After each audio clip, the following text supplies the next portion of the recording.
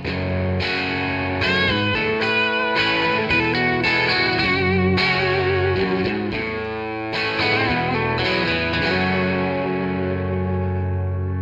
morning, good afternoon, good evening, delete as applicable. Welcome to the 8th episode of the Tom Petty Project podcast. I'm your host, Kevin Brown. Before we dig into today's track, I wanted to shout out to the Tom Petty Nation, Tom Petty Forever, and the Tom Petty Fans Forever Facebook groups for being a cool place to virtually hang out this past weekend as we commemorated Tom's passing on October 2nd. There were lots of expressions of regret, sadness, anger, loss, and grief, of course, but equally lots of love, memories, and tributes, and sharing of stories and songs, which really helped, I think, everyone through that weekend. Okay, today we're talking about track 8 on the debut album, Mystery Man, which I would say stands out as the most unique song on the album. As always, if you haven't listened to the song yet, head to the episode notes and you can refresh your memory if you don't know this one too well, or you can listen to it for the very first time. Once you've done that, I'll be waiting here for you, okay? All set? Let's dig into it.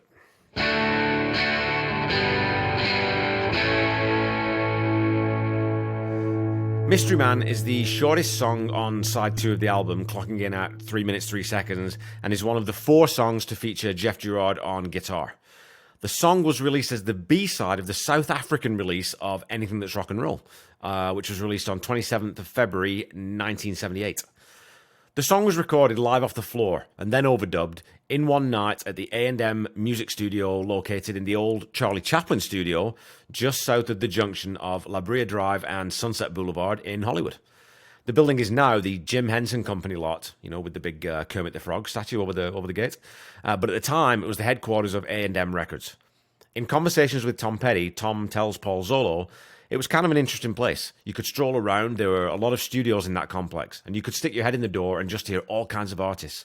I remember seeing Johnny Mathis do a track there. He was there wearing a sweater, looking just like an album cover. I think we all know exactly what kind of album cover he's referring to, as our grandparents all had stacks of those records. I'm going to start off this episode by talking more about the lyrics and Tom's vocal delivery before we get into the instrumental arrangement. The song features a really lazy drawl delivery that works so well on this type of song. There aren't any sharp edges here, with Tom purring his way through the lyrics rather than really attacking them. And in that sense, it's a very reserved vocal track compared to most of the rest of the album, and is only one of 2 tracks on the album with no harmonies at all. Fooled Again is the other track. And having that lone vocal track with no embellishment makes it feel really personal, and you can imagine that he's singing it directly to you. In the online groups that I'm part of, it's brought up as a favourite from the debut album by quite a few ladies. With that really sultry, seductive delivery, it's no real surprise that this song resonates well with female Petty fans. Tom never really belts a high note, preferring to keep the delivery right down the line. It's a really mature performance from a 26-year-old rock and roller, again in the context of how he swaggers his way through the rest of the album. The lyrics are simplistic and direct, imploring a girl not to ignore him.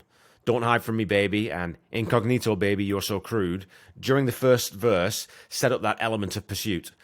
The second verse implies that the object of his desire isn't an upmarket type, with her dime store jewelry and cheap perfume, but that's okay. I don't mind, take my hand, baby, I want to be your mystery man. Not much reading between the lines needed in this one, and the chorus is a really simple refrain that repeats as a firm confirmation of intent. There are a couple of old songwriting tricks in here too.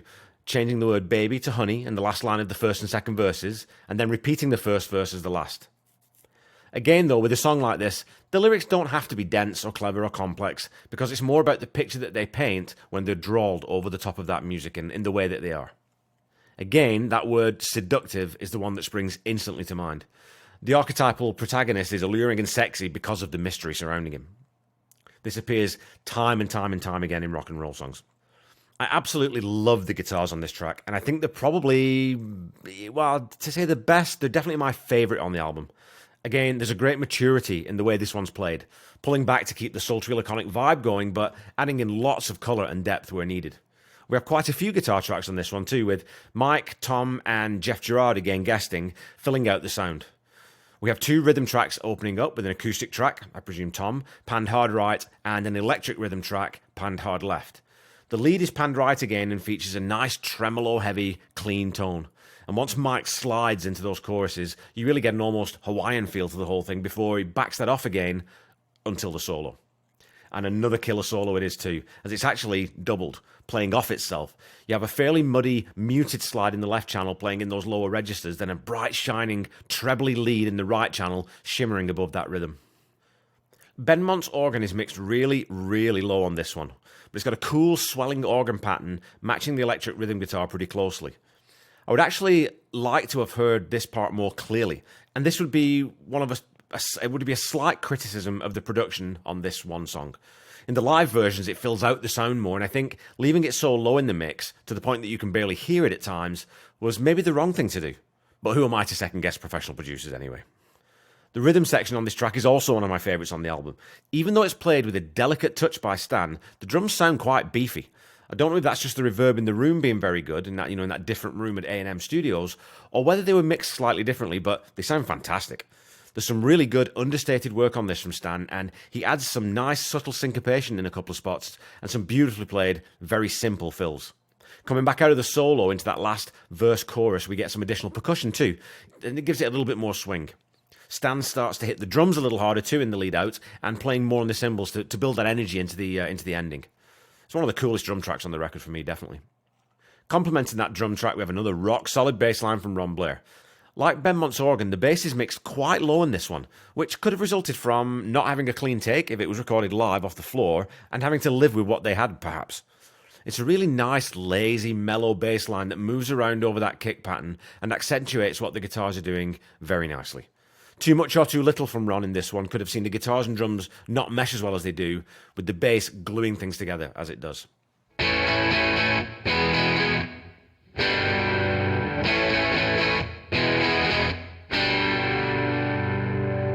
Okay folks, time for some Petty trivia yet again.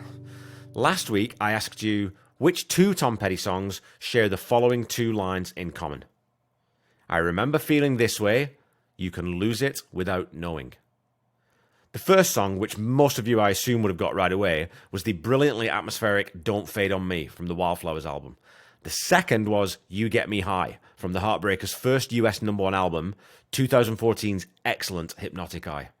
The second two lines of that verse are very slightly different between the two songs to accommodate the different rhythm.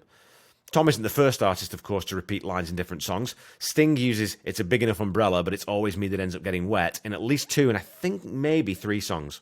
A quick shout out to the boys in the Honest and Unmerciful podcast for inadvertently giving me the idea to use this song as a trivia question after they discussed repeated lines in their review of the Police's classic album, Ghost in the Machine.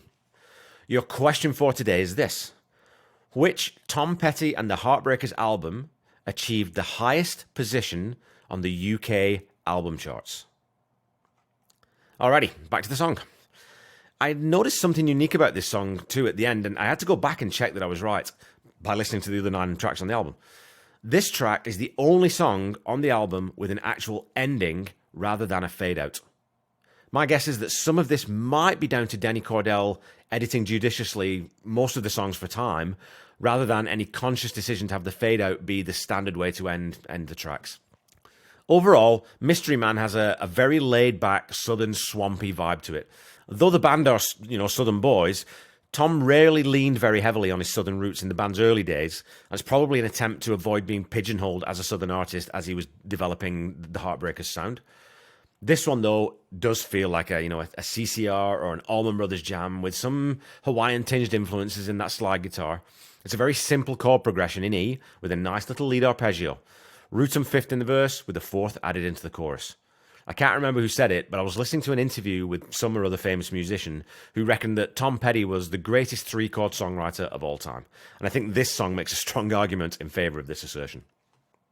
This is another song from the first album that was very rarely played live. There is a cool version from the 1978 New Year's Eve concert online that has a slightly more country feel to it to me, with Stan playing it slightly straighter. It wasn't played again, I think it was played 2 or 3 times in the 70s and then once again in maybe 91, but the song was revived for the 1997 Fillmore run in San Francisco for, in quotes, probably the first time in about 15 years, as Tom says in the intro. But it was dropped again after those shows, never to be played again live. The Fillmore version sounds fantastic and is played really close to the original with just a little more crunch from Mike's guitar. 20 years on from recording, though, Tom's voice sounds fantastic. It sounds so good in this version. And I'll leave links to both videos in the episode notes as usual. This one was a grower, not a shower for me, but has become one of my favourite early deep cuts off that first album. So because of the fantastic guitar, the really cool drum track, and Tom's delivery, I'm going to give Mystery Man, I was going to give it a... Oh, man, I'm so torn. Yeah, I'm going to give it a really solid 8 out of 10.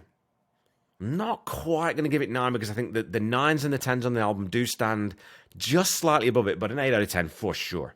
It's one of my favourite Petty deep cuts at the moment, and a song that I would have loved to see live. Okay, folks, that's all for Mystery Man. I have a couple of announcements before I get into my usual sort of end-of-episode wrap. Firstly, I have a very cool guest, tentatively confirmed for the album wrap episode, and I'm hoping to get final confirmation on a recording date this week. And secondly, I was thinking that maybe a special episode I could do each season is to just talk to a listener or a Tom Petty fan about their experience with Tom's music in general, not specific to an individual album. So, if you're interested in chatting to me sometime for 10, 15, 20 minutes, half an hour, please just drop me a line, get in touch. You can reach me on social media, or my email address is on my Acast feed, and you can get to it from there. So drop me a line, let me know if you want to talk.